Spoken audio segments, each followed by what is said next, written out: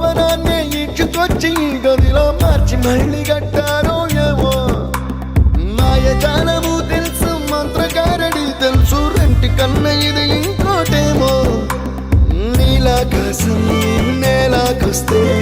ఇట్టాగే ఉంటాదో ఏమో ఈ సంతోషం దాచాలంటే హృదయాలు ఓ వంద కావాలేమో ఇంతందంగా ఉంటుందా ఈ లోకం